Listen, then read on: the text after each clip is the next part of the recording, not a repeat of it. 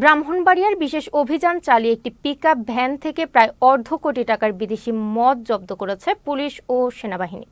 শনিবার সকালে শহরের দাতিয়ারা এলাকায় সেনাবাহিনী ও পুলিশের যৌথ অভিযানে বিপুল পরিমাণ এইসব মদ জব্দ করা হয়।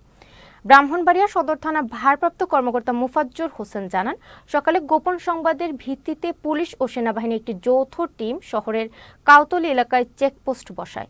এ সময় সন্দেহজনক একটি পিকআপ ভ্যান থেকে তল্লাশি করে 1480 বোতল বিভিন্ন প্রকারের ভারতীয় মদ জব্দ করা হয়, যার দাম 40 থেকে 50 লাখ টাকা।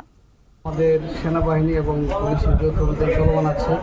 তো আজকে আমাদের যে ক্যাপ্টেন আমিন 33 বীর সেনাবাহিনীর ওনার নেতৃত্বে কাউতলী নামের স্থানে সেনাবাহিনী এবং পুলিশের যৌথ চেকপোস্ট চলাকালীন সময় সকাল 6:30 দিকের সময় চেকপোস্ট চলছিল। এই সময় একটা পিকআপকে থামার সংকেত দেয়, কিন্তু পিকআপ চালক পিকআপটি না থামিয়ে দ্রুতগতিতে চলে যায়। সেনাবাহিনী এবং পুলিশ পিছু ধাওয়া করে আমাদের এই ফারুকিপাড়া দাতিয়ারা ফারুকিপাড়া নামের স্থানে আসার পর এই পিকআপ চালক পিকআপটি ফেলে দ্রুততার সহিত পালিয়ে যায়। তো পিকআপ থেকে আমাদের এই ছোটো বড় প্রায় 1480 পিস বিভিন্ন ব্র্যান্ডের ভারতীয় মদ উদ্ধার করা হয়।